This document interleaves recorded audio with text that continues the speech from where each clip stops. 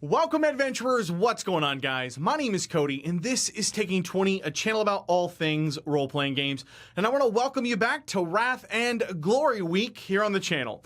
All week we're talking about the new Wrath and Glory Warhammer 40k RPG by Ulysses North America. So if you've missed any of the videos and want to catch up, you can find links to all of the videos down in the description box below. Today we're taking a deep dive into archetypes or classes in Wrath and Glory, specifically those belonging to the Imperium of Man. All right, let's jump into this thing. In Wrath and Glory, there are 31 different types of archetypes to choose from when creating a character, all of which will have different requirements that you must meet before selecting them. But don't let that overwhelm you, as the race you select, the tier that the group decides to play in, and most importantly, the faction that you want to belong to will help you narrow down the field a bit. In addition, each archetype will also provide your character different benefits, like new abilities and even an associated keyword. Keywords are like little tags that get added to your character to help the GM determine if your character might have an advantage when attempting a test, or perhaps even a disadvantage. For example, a character with the orc keyword would probably have a harder time getting information out of a clergyman of the Imperium than someone who has the keywords human and adeptus ministorum. In addition, certain talents, which you might call abilities or feats, will require certain keywords prior to picking them up for your character. The easiest place to start is by looking at the faction you want your character to belong to. Oftentimes, but not always, the group will belong to either the same faction or more a faction that would plausibly have reasons for your characters to all work together, like the Adeptus Ministorum and the Agents of the Imperium, for example, as characters belonging to both could find it very easy to have similar goals, whereas players who belong to two totally different factions, say an orc and an agent of the Imperium, might find it a little bit more difficult to plausibly work together, as their respective races more or less despise one another. This is why establishing a solid framework for a game should be a collaborative experience with the game master and the players involved. Once the group has determined a tier and an idea on the type of game everyone wants to play, it makes selecting an archetype just much easier. So in this video, we're going to be looking at the different factions belonging to the Imperium, of which there are a total of 6 to choose from. Beginning with the pure human factions, we'll start with the Adeptus Ministorum, the religious arm of the Imperium. The Adeptus Ministorum has 3 archetypes to choose from: the Ministorum Priest, the Death Cult Assassin, yes, you heard that right, and the Crusader. Also, choosing the Adeptus Ministorum will grant your character access to an ability pool called Faith, which allows characters to grab the Axe of Faith talent, something that only they and the Adepta Sororitas have access to. The Ministorum Priest is a zealot, sort of akin to the Fire and Brimstone era during the First and Second Great Awakenings in Britain and America in the 18th century.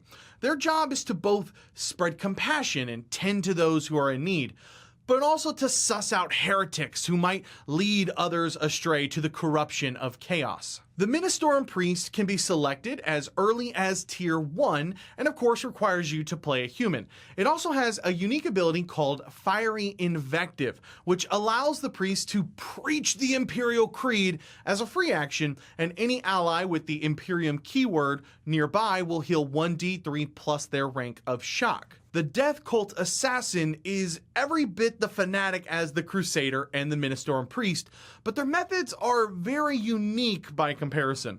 Death Cult Assassins believe that all lives must come to an end, and that the most glorious way that that life can end is in sacrifice for the Imperium, akin to the Emperor's sacrifice in assuming the Golden Throne for the greater good of the Imperium. Death Cult Assassins believe that a life lived poorly is a burden to the Imperium and should thus be ended swiftly. Whether they target rich nobles or drug-addled gangers, each assassin chooses its method of murder in accordance to local traditions, some secretly poisoning their targets and some choosing to execute the damned out in open and as publicly as possible. Death Cult Assassin becomes available at Tier 2 and grants a unique ability called Glancing Blow, which allows them to soak mortal wounds more often, and they may even substitute their agility for their soak when doing so, a needed bonus as they often wage war with their dual power blades. Crusaders, on the other hand, are in essence the paladins of the Adeptus Ministorum.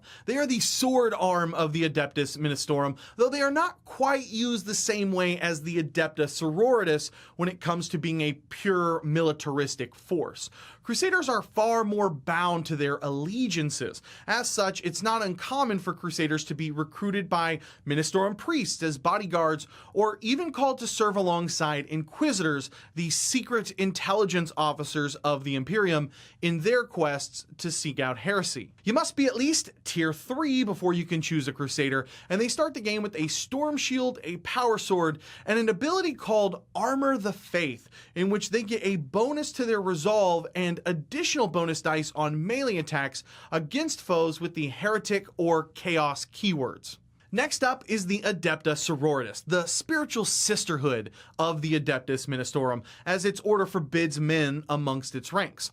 While there are many orders and roles that those under the umbrella of the Adepta Sororitas might partake in, the two archetypes we are given are the mighty Sister of Battle and the more compassionate Sister Hospitaller. The Sisters of Battle are religious Valkyries, equipped with their own sets of power armor and bolters based on the same technology as those used by the Space Marines, though the Sisters of Battles rely on their faith to lead them through battle rather than the numerous cybernetic enhancements that the Adeptus Astartes use.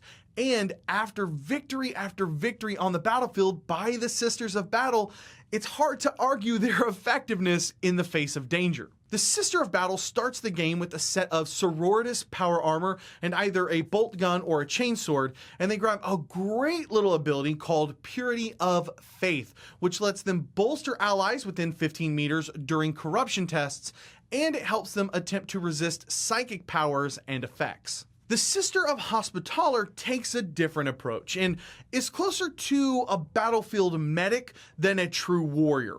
They're both skilled in their craft of understanding the human body and their understanding of just most living organisms, including livestock and even the many Xenos encountered by the Imperium.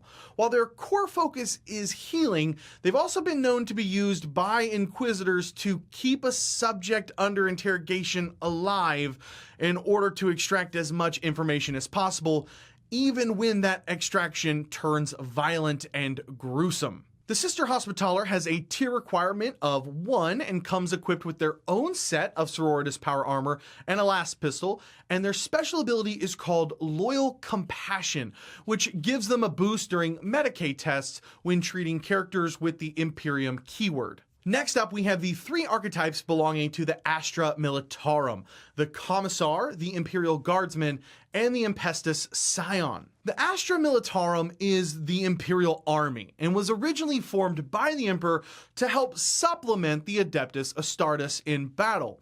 The Adeptus Militarum is the collective name given to the entirety of the Imperial Army, but the truth is that each planet in the Imperium is tasked with defending itself and forming their own branch, if you will, of the Adeptus Militarum. In addition, each planet must give 1/10 of its forces over to the Departamento Munitorium as a tithe each year. These soldiers will most likely never return to their homeworld. Should they be lucky enough to even survive their initial assignment, they will just be reassigned to another war zone or have their regiment merged with another depleted regiment. As such, it's very common to find many different uniforms and even traditions throughout these regiments, with the unique exception that their warships and equipment, all provided by the Adeptus Mechanicus, are remarkably uniform. Whenever you choose an archetype within the Astra Militarum, you will also select one of 7 regiments, which will grant you a small additional bonus as well as a new keyword for your character. Okay, let's start with the first Astra Militarum archetype, the Commissar.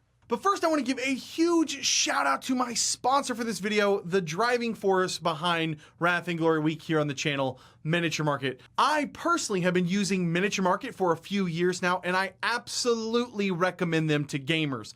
Their selection is insane, and they carry all those hard to find Gale Force 9 GM screens, WizKids miniatures, Magic the Gathering singles, some of my absolute favorite cooperative board games like Pandemic and the Dungeons and Dragons based Dragonfire, and of course they'll be carrying the entire line for Wrath and Glory, including the Critical Hit deck and GM screen, all already at a discount even for their pre-orders. I'll throw a link down in the description below that'll take you right to everything Wrath and Glory, and it'll let Miniature Market know that I sent you over. The Commissar is authority. These are dedicated soldiers who live, eat, and sleep the Imperium.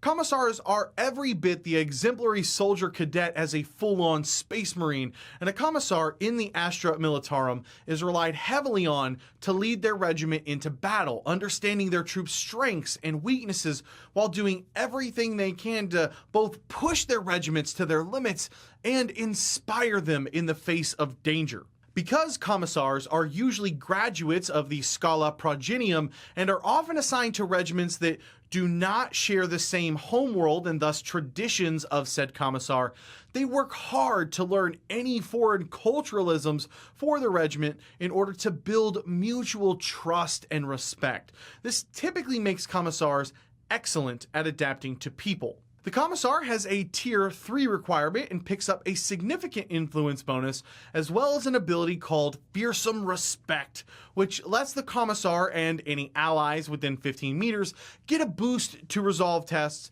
and also grants the Commissar a bonus to intimidation tests. The Imperial Guardsman is simply put a soldier.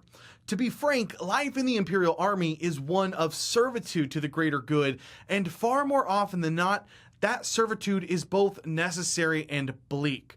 For those who are tithed by their homeworld into the Astra Militarum, they know that eventually they will give their life on the battlefield for the Imperium.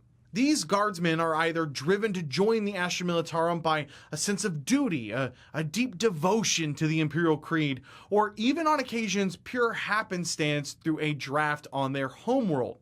Some tank to the life of a soldier like a fish to water, and others peril at their future prospects, but all know at the end of the day, it is kill or be killed, a sobering fact of their life. The Imperial Guardsman is a Tier 1 archetype, and its special ability is called Look Out, Sir, which lets them take some of the damage directed towards an ally once per combat, and increasing their resilience while doing so. And the last archetype in the Astra Militarum is the Tempestus Scion. While the analogy may not be absolutely perfect, and I'll concede that, you can kind of think of the Tempestus Scion as the Navy SEAL version of the Astra Militarum, and the additional training that they've gone through extends far beyond that of a typical guardsman. Orphans whose parents died in service to the Imperium are recruited and trained at a young age in all things war, and eventually go on to graduate from the Scala Progenium. They receive martial training, tactics, marksman training, and more to condition them to wield equipment that typical guardsmen wouldn't even be able to really understand. That, along with their ceramite carapace armor and laser guns, makes them an incredibly formidable fighting force on the battlefield. Often being deployed for more difficult missions, they are adept in stealth and can survive even behind enemy lines. The Tempestus Scion has a requirement of Tier 2, and its special ability is called Elite Soldier, which grants a Scion even more damage when using a Point of Glory to increase the damage of an attack. These guys will make for great offensive characters. Okay, let's switch gears here and jump over to the Adeptus Mechanicus. The Adeptus Mechanicus is a separate bureau from the Adeptus Terra in the same way that the Adeptus Ministorum is, and it's in charge of, in essence, all technology developed and manufactured throughout the Imperium, which they do on their own Forge worlds, Mars being the first Forge world and birthplace of the Adeptus Mechanicus. The Adeptus Mechanicus also worship Omnissiah, the machine god, which directly is at odds with the Imperial worship of the God Emperor. But due to the Imperium's reliance on the Adeptus Mechanicus, this worship is simply tolerated. When you select an archetype belonging to the Adeptus Mechanicus, you will select one of the 11 Forge Worlds, 11, in the core rulebook that your character will belong to, and it naturally will grant you an additional keyword for your character. The Adeptus Mechanicus only has 2 archetypes to choose from, the Tech Priest and the Scutari. The Tech Priest is more a preserver of technological secrets given to them by the machine god than an engineer. Tech Priests are strictly opposed to innovation, and they hold the secrets of their vast technological discoveries to themselves. However, as each Tech Priest gains rank and prestige within the Adeptus Mechanicus, they are given access to more and more of this technological knowledge. Tech Priests are obsessed with technology and believe it to be far superior to organic life. This is the reason that over time, Tech Priests continue to replace components of their own flesh with that of mechanical augmentations. The Tech Priest has a tier requirement of 3 and picks up a slight influence bonus as well as an ability called Rite of Repair, which in short allows them to work with machines faster and gives them the opportunity to repair a broken down piece of equipment and machine. The Scutari is a member of the Adeptus Mechanicus's standing army and resembles what one might consider an android. The Scutari might have been humans at one point, but through the rigors of their augmentations by Tech Priests, including a full mind wipe of any previous memories that might interfere with their dedication to the machine god, the only flesh that's left is simply there because it must be. Scutari believe wholeheartedly that their remaining flesh is their greatest weakness, and the Scutari that have managed to replace more than half of their human form with augmentations earn the title of Scutari Alpha. In order to select the Scutari, you must be of at least tier 2, and when you do, you pick up the heavily augmented ability, which prevents your character from bleeding out and grants you an additional bonus when you attempt to soak damage. Next up, we have the Agents of the Imperium.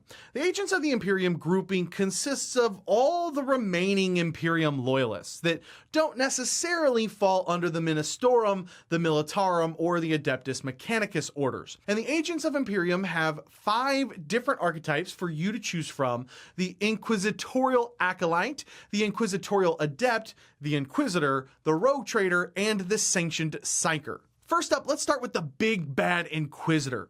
Inquisitors in the Imperium of Man are law itself. That's to say that whatever they deem necessary is the law.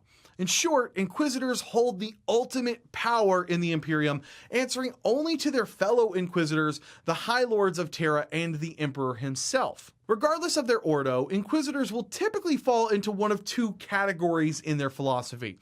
Those that abhor outsiders, using others in the Imperium as tools to an end, and those that hold no such qualms and perfectly accept the use of summoning daemons, utilizing Xenos outsiders, and making use of archaeotech to accomplish their goals.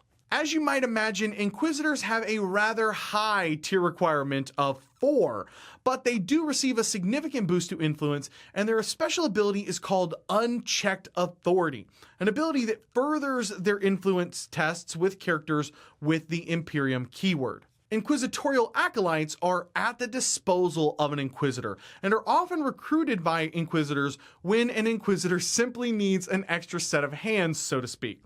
Oftentimes, these Acolytes meet unfortunate ends as the service they are called to duty for is many times above their pay grade, and should they actually encounter a force of chaos and survive it, it's not uncommon for the Acolyte to still be executed by the Inquisitor, lest the Acolyte be corrupted and infect others with their corruption. Still, Inquisitorial Acolytes are extremely loyal to their sponsoring Inquisitor and are typically recruited by an Inquisitor for their own personal zeal towards the mission of keeping the Imperium safe from heresy. The Inquisitorial Acolyte is available as early as Tier 1, picks up their own little boost to influence, and has a special ability called Inquisitorial Decree, which also grants them additional influence bonuses with characters with the Imperium keyword by invoking their Inquisitor's name. Then we have the Inquisitorial Adept. They too serve Inquisitors at their whim, but in a completely different capacity than the Acolyte. Adepts instead are scholars and historians bountiful in information that is particularly useful in areas where this information is less easily obtainable. Inquisitors will often call on an Inquisitorial Adept to aid them in hunting down additional information in a much quieter and subtle way than an Inquisitor might be capable of themselves. And an Inquisitorial Adept is excellent at subterfuge in this way. The Inquisitorial Adept is available as early as Tier 1 and picks up an ability called the Administratum Records that grants them a boost to influence and investigation checks to acquire information. Then we have the Rogue Traders, granted warrants of trade by the Imperium either through inheritance or by heroic deed. These grants give rogue traders the authority to travel beyond the Imperium to conquer, explore, and trade in the Emperor's name as they see fit. While it's true that almost all of these warrants given to rogue traders have some form of restrictions placed on them, on a rogue trader's vessel and out in the expanse beyond the Imperium, the rogue trader plays captain to their own desires and whims. This is why rogue trader void ships must be self-sufficient. Crews typically assembled are made up of more than capable individuals to ensure the success and sometimes survival of the ship itself. The Rogue Trader has a requirement of at least Tier 2, and their special ability is Warrant of Trade, which gives them a bonus to all persuasion tests and influence tests to acquire goods or services. And the last agent of the Imperium archetype is the Sanctioned Seikar. Psychic abilities in the 41st millennium are far more often than not a curse to those who discover their own abilities. The black ships travel across the galaxy, constantly gathering those who are discovered to have these psychic abilities, and each time they return to Terra, where judgment awaits for those who have been gathered. Should a Seikar be found too dangerous, they're executed. They're sacrificed to the Golden Throne, sustaining the God Emperor and keeping the Astronomicon lit. For those who are found worthy of service to the Imperium, a set of grueling tests and significant training begins, with many of the students perishing still in this part of the process. For those that survive their trials, they find themselves connected to the Emperor and become Sanctioned Seikars. The Sanctioned Seikars may even move on to becoming full astropaths and finding themselves in the service of a rogue trader or an inquisitor to assist them in communication of far-reaching locations. The Sanctioned Seikar has a requirement of at least Tier 2, and their ability Seikar simply allows them access to psychic powers. They start the game with Smite and an additional minor psychic power, and of course can gain additional psychic powers subject to tier restrictions. And last, but certainly not least, let's dive into the final group in the Imperium, the Adeptus Astartes, the Space Marine Scout, the Tactical Space Marine, and the Primaris Intercessor. It's important to note that the archetypes in this group require you to play a species other than human, either the Adeptus Astartes for the Space Marine Scout and the Tactical Space Marine, or the Primaris Astartes for the Intercessor. As this group is so similar in their goals and missives, I'm going to kind of group them a bit here for the sake of brevity. The Adeptus Astartes represents the Imperium's greatest military might, and joining the brotherhood that is the Adeptus Astartes is a rare feat to accomplish, and the selection process can vary chapter by chapter significantly. While it's true that members of the Adeptus Astartes were once humans, they go through harrowing augmentations, both mechanically and genetically, to become the super soldiers known as the Adeptus Astartes. New recruits will start as Space Marine Scouts, and after they've gained enough experience on the battlefield, should they survive, they go on to receive their final implant, the Black Carapace, thus becoming a full battle brother and being assigned to a Devastator company. As mentioned in my video yesterday on the differences in species, which you guys can check out right up here if you missed it, the Primaris Astartes is in essence the Space Marine 2.0 with added genetics and training to all but prevent them from turning to chaos. The Space Marine Scout has a minimum tier of 2, and along with the Scout armor it gets, it picks up an ability called Use the Terrain, which gives them a rank bonus to all stealth tests whenever they are in cover. The Tactical Space Marine cannot be selected until Tier 3 and starts with its famous Aquila Power Armor and grabs the Tactical Versatility ability, which allows them to either draw 2 cards from the Wrath deck and choose one, or they can roll twice on the crit table and choose whichever effect they prefer whenever they score a critical hit. And finally, the Primaris Intercessor, the single most formidable weapon in the Imperium's army, has a tier requirement of 4, just like the Inquisitor, and starts with the new and improved Mark X Tacticus Power Armor and gets the ability Intercessor Focus, granting them a rank bonus to all attack rolls made with either a heavy bolt, pistol, or a bolt rifle. And with that, we have covered 19 of the 31 archetypes available to play in Wrath and Glory. And tomorrow we'll go over the remaining 12 archetypes covering Orcs, Eldar, and the few human archetypes that do not belong to the Imperium of Man. Hopefully this video has helped you in determining what character to play in Wrath and Glory and in your first few campaigns, and it should shed some light on a bit more of the lore surrounding the overall Warhammer 40k universe. Once again, I want to thank Miniature Market for helping me bring Wrath and Glory Week here to the channel. And I want to give a huge shout out to all of the kick-ass patrons over at WelcomeAdventures.com. If you like this video, you want to support more content like this while grabbing some exclusive rewards for yourself, WelcomeAdventures.com is a great way to support the channel. If this is your first time here and you love role-playing games as much as I do, I'd love to have you subscribe. Every week I put out new videos on GM tips, player tips, tutorials, and more. So if that sounds like something you might be interested in, just hit that subscribe button down below and come join us. Thank you guys so much for watching. My name is Cody, and may your games be filled with awesome memories and even better friends. I'll catch you guys next time. Yeah.